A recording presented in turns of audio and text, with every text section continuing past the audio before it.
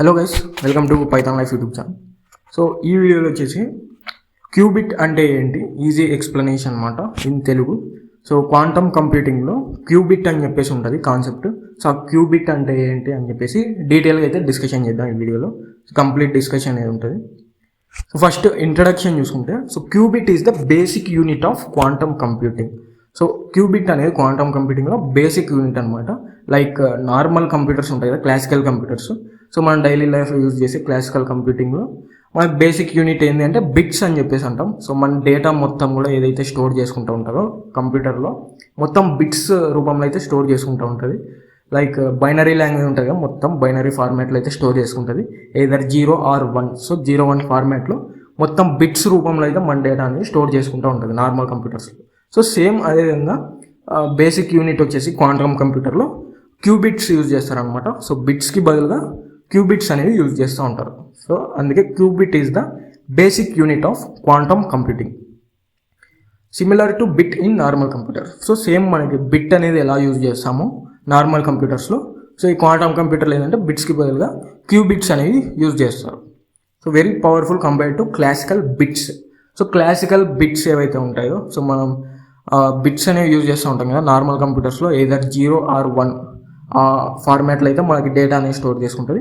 So but ఈ quantum కంప్యూటింగ్లో ఏంటంటే క్యూబిట్స్ అనేవి యూజ్ చేస్తూ ఉంటారు. సో వాటికి చాలా అడ్వాన్స్మెంట్స్ అయితే ఉంటాయి. సో మనకి నార్మల్ కంప్యూటర్స్లో ఏదర్ 0 or 1 అనేవి హోల్డ్ చేసుకుంటుంది. బట్ క్యూబిట్స్లో ఏంటంటే 0 and 1 రెండింటిని కూడా హోల్డ్ చేసే అబిలిటీ అనేది ఉంటుంది. Important concept in quantum computing. So quantum కంప్యూటింగ్లో క్యూబిట్ అనేది చాలా ఇంపార్టెంట్ కాన్సెప్ట్. సో ఎందుకంటే మొత్తం బేసిక్ యూనిట్ అనమాట క్యూబిట్ అనేది.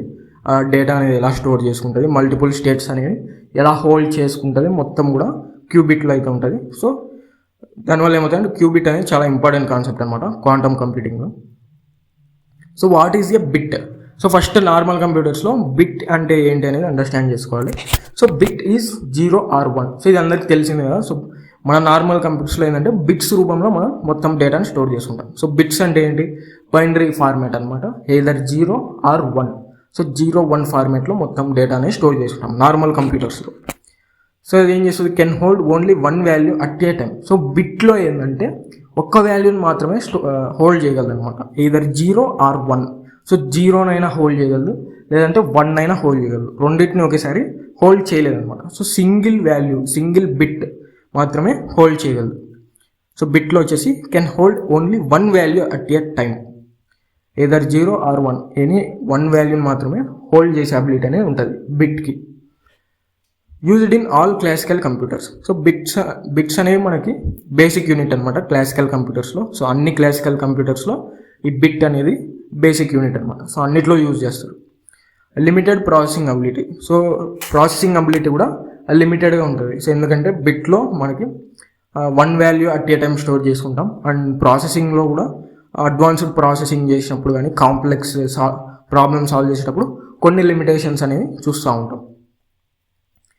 And what is a qubit? So qubit అంటే ఏంటి? సో నార్మల్ కంప్యూటర్స్లో బిట్ అంటే ఏంటి అనేది అండర్స్టాండ్ చేసుకున్నాం. సో క్యూబిట్ అంటే కూడా సేమ్ బిట్ లాగే అనమాట. బట్ క్వాంటమ్ కంప్యూటర్లో బిట్స్కి బదులుగా క్యూబిట్స్ యూజ్ చేస్తారు. సో నార్మల్ కంప్యూటర్స్లో బిట్స్ యూజ్ చేసి బైనరీ ఫార్మాట్లో డేటా అనేది స్టోర్ చేసుకుంటాం. బట్ క్వాంటమ్ కంప్యూటింగ్లో ఏంటంటే క్యూబిట్స్ రూపంలో అయితే డేటాని స్టోర్ చేసుకుంటాం. సో నార్మల్ కంప్యూటర్లో బేసిక్ యూనిట్ వచ్చేసి బిట్ అని చెప్పొచ్చు. అండ్ క్వాంటమ్ కంప్యూటర్లో బేసిక్ యూనిట్ వచ్చేసి qubits. Qubit is the unit of quantum computer. Can be 0 and 1 at the same time.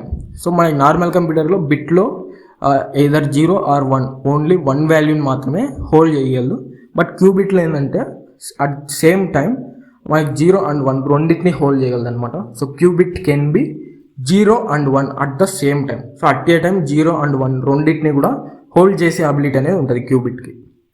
So uses quantum mechanics. ఈ క్వాంటమ్ కంప్యూటింగ్లో మొత్తం క్యూబిట్స్ ఇవన్నీ కూడా క్వాంటమ్ మెకానిక్స్ యూజ్ చేసుకొని వర్క్ అవుతాయి అనమాట. సో కంప్లీట్గా క్వాంటమ్ మెకానిక్స్ బేస్ అయి ఉంటుంది అనమాట. సో మోర్ పవర్ఫుల్ దాన్ బిట్. సో బిట్ కంటే కూడా క్యూబిట్ అనేది చాలా పవర్ఫుల్ ఉంటుంది. ఎందుకంటే మనకి సైమల్టేనియస్గా 2 వాల్యూస్ని కూడా at a time store చేసుకోగలదు.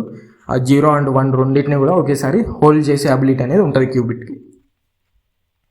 So superposition అనే కాన్సెప్ట్ ఉంటుంది క్వాంటమ్ కంప్యూటింగ్లో. సో సూపర్ పొజిషన్ అంటే so qubit can exist in multiple states. So qubit అనేది మల్టిపుల్ స్టేట్స్లో ఎగ్జిస్ట్ అయి ఉంటుంది అనమాట.